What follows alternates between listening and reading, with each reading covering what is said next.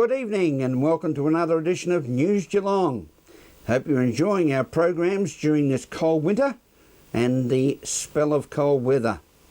Tonight we join in the happenings within Canberra and the federal government changes that now sees our local member for Corio, Richard Marles, onto the front bench and into Cabinet as the Minister for Trade.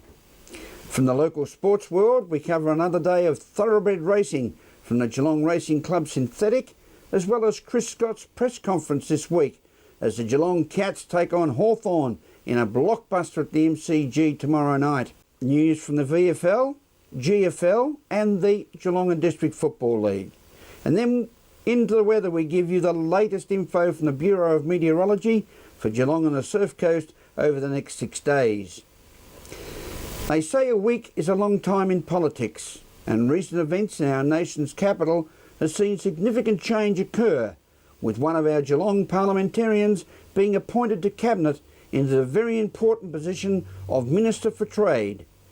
Meryl Friend spoke with Richard Marles this week for News Geelong. We're here at the office of Richard Marles, the federal member for Corio, and after a very big couple of weeks up in Canberra, we were able to catch up with him and find out a little bit of the background of what went on with the dismissal of Julia Gillard. Well, look, it has been a very big couple of weeks, as you say, Meryl. It's been a difficult couple of weeks, is the truth of it. I mean, we made a choice on Wednesday between two really good people, both of whom I've known for a very long time, and that's a hard choice to make. I think you look at Julia Gillard, and she has been an ornament to the Labor Party throughout her career. She's been an ornament to the country. She's our first female Prime Minister. She's done an incredible job in really difficult circumstances of a minority government. And I don't often think she gets enough credit for that in terms of getting legislation through, making the parliament functional. And there's been great social reforms as a result of that legislation. Disability Care Australia is an example, the school reforms, which will really change the way in which we can support and invest in our schools. She has a great record, but we're in a difficult position in terms of the ability for this to be connected with the public, for people to hear our message. I think there were some policy issues which needed resetting, and of course all of that led to a decision to put Kevin Rudd back in the position of being Prime Minister. But given all that, that's hard. So I suppose if you're asking at a personal level, it's been a very emotional couple of weeks and very difficult. But I do feel that having gone through that and now having Kevin Rudd back in the chair, I mean, Kevin is the best communicator, the person who has the best connection with the Australian public of any politician in Australia today. He's streets ahead of Tony Abbott, and we simply have to have that person in the chair, putting our best foot forward to make ourselves competitive at the next election, and that's ultimately what we did. Behind closed doors, how did Julia Gillard react? I think Julia Gillard is full of class, and it's not just a matter of being behind closed doors. You saw her reaction on the interview that she did on Wednesday night, which was it was a fantastic interview from an extremely classy person who has done a difficult job but devoted her life to the Labor Party, and you couldn't feel anything other than an enormous sense of pride in what she has given to us and in what she has achieved. So I mean that's the answer to that question.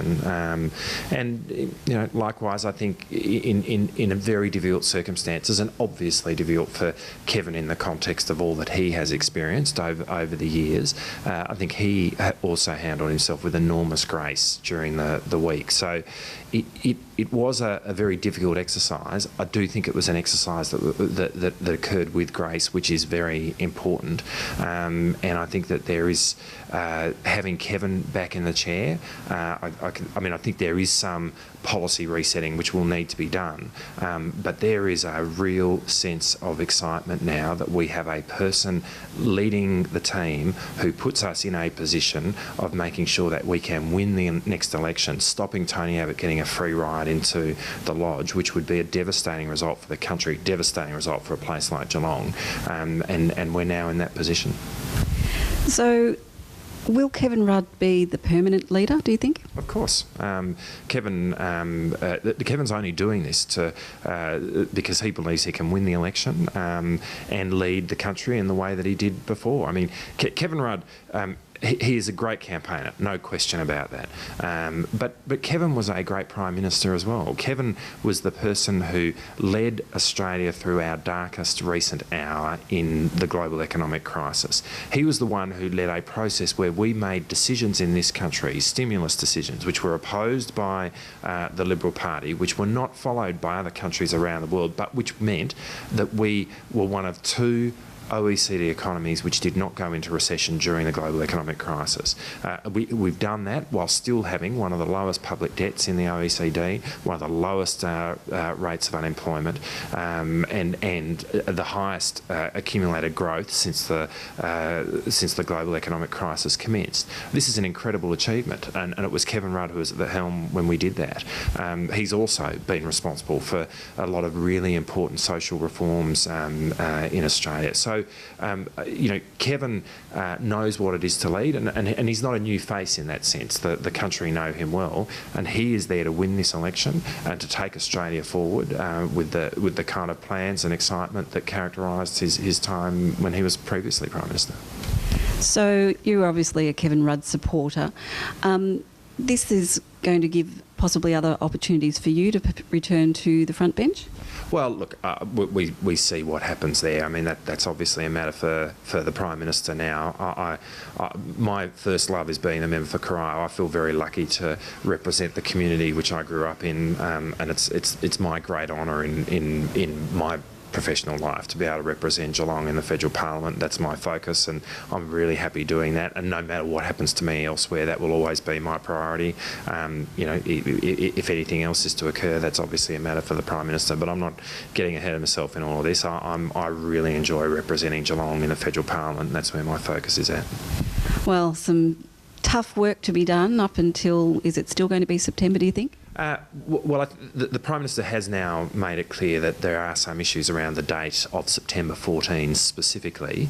He's not made a decision as to when an election will be, and he's made it clear that he'll make that decision in good time, as Prime Ministers in the past have done in announcing election dates. So we'll see how that plays out in the weeks ahead. But the point he also made yesterday is that, the gap between the earliest possible election date and the latest possible election date is actually measured in weeks anyway. So what we know is there is, of course, going to be an election later in the year. We're very focused on that, and we can win it. And Labor supporters, but I actually think that the public in general have been crying out for a contest because people want to have a choice. I don't think anyone's lining up to vote for Tony Abbott. I think what they want to know is that they've got a real choice to make here, and I think they've felt that they haven't had that up until now.